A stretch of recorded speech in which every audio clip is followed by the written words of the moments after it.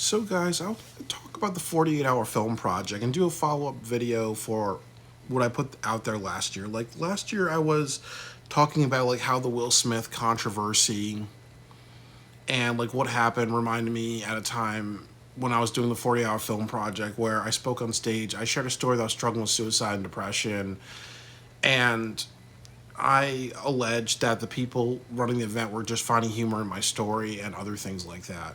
Because there is a follow up to it, and there's also a couple of points that I want to make that really quick. I do take a lot more accountability than I did from my last video, and then also I really just I'm doing this video to really just say with the 48-hour film project and other film festivals that there has to be mutual respect on both sides. And I really feel with the 48 and that experience that was ultimately like this didn't become an issue until a city producer was reporting me and my behavior. So what happened was like last August, I was reaching out to one of the city producers and I was kind of saying that, I just want to talk to you. I want to make peace and really work on just seeing if I can come back and do a film for you, because I've definitely mentioned that to that same city producer a bunch of times. It's the one that I had an issue with because I felt a sense of a lot of insecurity because I felt like, what, I really want to come back. I really want to make a great film for the city that I live in and start building my reputation. But I've had an anxiety of, well, because I spoke on stage a few years ago and we're not on a good page, that ultimately I was not going to be treated with the same amount of respect. So I think I even want to hear it from that person that I will be treated with respect. So they got upset and then they just talked to the president of the competition and they put me on a probationary period, just saying that, and they gave me two different definitions. She gave me her definition, which was very inaccurate. And some of the things I do remember is saying that I was banned for the rest of the year, that every city producer is going to get an email about me. And the president of the competition said, no, you're just not going to do the city that you had an issue with. And I have to kind of just talk to him every single time I do a 48-hour film project for a period of time, and then they'll give me all my privileges back to go back to that city that I had an issue with. But, I learned a couple of things from it. I learned that ultimately in my head I had an issue of not letting what happened in the past go. I spoke on stage inappropriately. There were many people who were responding to that being offended by what I was saying. I was saying I was struggling with suicide and depression, and the people running the event were finding humor in what I was saying. Even though they say differently, that never happened. In my mind, the way I remember it and the way I've been going to counseling for that for a couple of years, that did happen. And I learned that, what, at the end of the day, it's not a big deal. And ultimately, if I step back, I feel like they were not laughing at me because I was talking about suicide and depression and I was struggling with it. They're more laughing at me because I made the self-destructive choice to make a fool out of myself.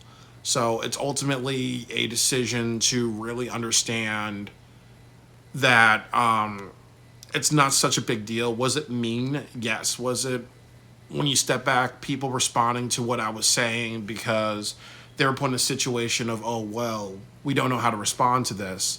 When you kind of like learn to step back and accept responsibility or understand that, what, you put people in a situation that they're not prepared for, it's very, very easy to then just be like, what, if I didn't cause all these things to happen, I would be in a better situation. So repercussions. The next thing that I've learned is that, and this is kind of hard, but there are just some people who are assholes. Like the people that I had an issue with, they're not going to take accountability for their behavior. They're not going to understand that I've told them about a few things that they did that really hurt me. And then the next thing is that they sent me a letter back saying, we think that your biggest issue, that the key core of your issue is that you disagree with how we pick awards. And while that's one of the issues, and I've talked about on this channel, some of the issues I've had with their award picking, my main issues are this, that honestly, yes, it's about how they pick awards. Number two, it's about how there's very, very clear double standards with respect. In the 40-hour film project, in my experience, what I've learned is that really city producers will pick and choose who they want to respect and disrespect. And I've talked about how when I did a film for Singapore, that they didn't know who I was because I was somebody in Connecticut emailing one of my team leaders in Singapore to turn in the movie, and my film was disqualified because they accidentally thought it went over the time limit when it didn't, and my team leader, they sat down with them and had a meeting about, who is Byron, why is somebody from Connecticut turning in a film in Singapore, and they also told me that, people make mistakes. We made a mistake by disqualifying your film. Please do it next year. And but they treat other people fairly. The next thing that I would say is that I know I did it for Belgium one year where things worked in my favor. Like the guy, the super producer run the competition, he didn't take my payment. He gave me a couple of awards, and he was really just head over heels because I was this international filmmaker. Somebody in Connecticut turning into Antwerp, Belgium. So that's an example of how things are played in my favor. And sometimes there are some things where some state producers will not let you pay, but they'll make other people pay or whatever.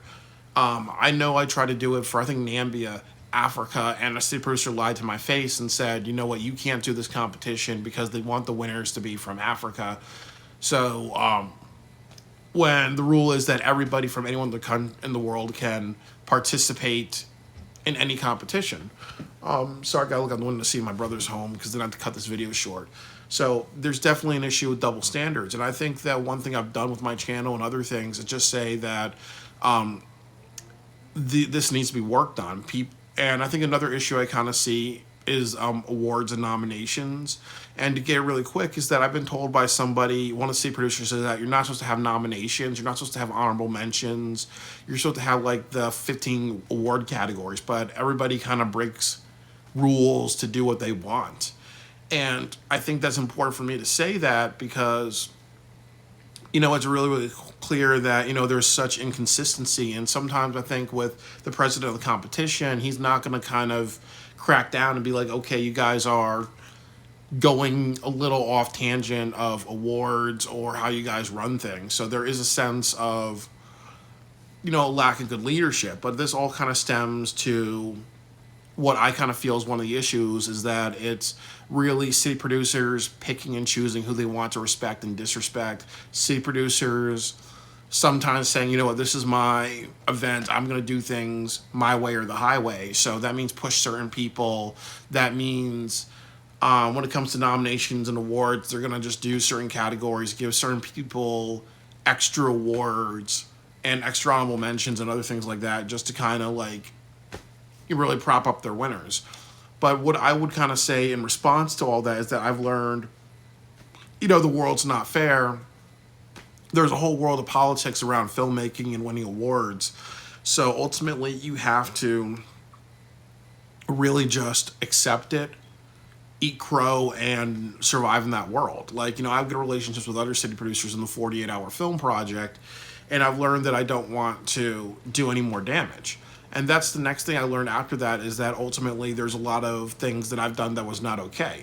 First of all, when I spoke on... First of all, the first year, I didn't make a great film, and I lost to somebody speaking on stage who was just twiddling their thumbs, and they won the Child Acting Award. They're non-screened for less than 10 seconds, and people were telling me that their father was one of the judges, and that the judges felt and the state producer felt like, you know what, all the little girls for the Best Actress, Child Actress Award, they all just take turns on who wins and who loses. So I felt it was kind of like, I felt very hurt because I was like, you know what, at that time, I put in the best effort that I could, even though my film was a piece of crap.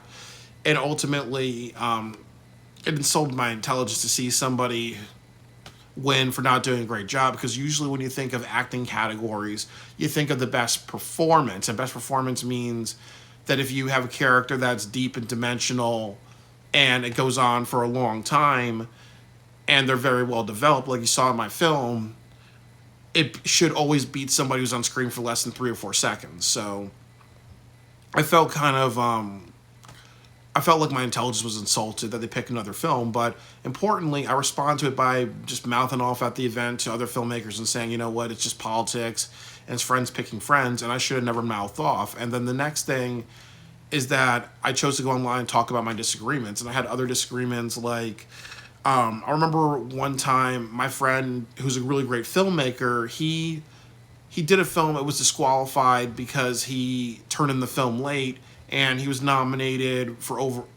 There was a Women in Film Award, so over 20 people were nominated on his team for the Women in Film Award. And you think about it, like, why? How could you nominate somebody over 20 times in one category? It seems a little overdone. And then also too, like, there was one year where the special character was a plastic surgeon, so the nominations were a person doing a movie where they had PTSD, where they were a soldier having mental health issues and PTSD from being a plastic surgeon in a war situation, and it lost to somebody who they showed for less than 3 or 4 seconds making a joke that he's a boob surgeon. And then there was another time where the special item was ice cream, and there was a person that was trying to eat ice cream to cope with their mental health, like, an addiction that they're developing of just, I want to have food for comfort, and it loses to and the winner was actually somebody walking around the park with an ice cream cone, and then blood gets thrown on them because it was a horror film and part of something supernatural for like less than 10 seconds. So there was just a lot of senses of, what, we're going to give it to these, I'll call these cheap roles, these cheap performances. If you can win something for less than 10 seconds of being on screen, and it feels like it's just there to be there versus actually something with a lot more thought and development. And what I've learned is that that's just my style. I care more about quality and something thought out with more development, not just, you feature it for less than 2 or 3 seconds, it wins over somebody who does it more developed. But what I've had to learn is that, importantly, a few things from that it shouldn't have offended me enough to kind of bitch about it on Facebook, about my disagreements. And then when my city producer kind of was like pointing out the errors in my film and saying things like, your film's so dark, we didn't know who was talking, when actually I was using silhouettes, and it kind of felt like a little undermining that I talked to the president. But what I had to realize was that maybe I was getting too easily offended by my city producer, that I was responding and overreacting, and I should have never done that. So importantly, I should have learned to not really overreact to the level that I did. And I've also learned, very, very importantly, that, awards don't matter. And sometimes if you think that, there's favoritism, or, there's cheap wins, like somebody like, on screen for a couple of seconds winning something, you shouldn't get to the point of, I'm so offended, or that's so outrageous, or that's such a fuck you to actually somebody who did something more developed. So I'm gonna, be fire and brimstone and just talk about how I'm offended by it. You should actually do the mature thing, which is you should actually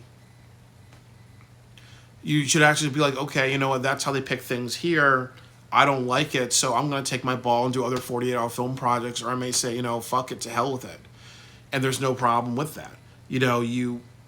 I may not like how that city picks awards, because I believe in meritocracy, and I do believe in something thought out and well developed, not just, as I've been talking, my camera bag is right there. So if this was a 48-hour film project, should I win for best camera bag? Now, I just think that, a lot of times with this competition, my overreactions were just really inappropriate. And I've really, really digested this. And I do have to wrap this up now. But I do think that, never ever vilify people. Sometimes when, you work hard and you put in a lot of work, you see other people put in a lot of work and they don't win, it's not the end of the world. And then ultimately, too, as I've said, that, when people...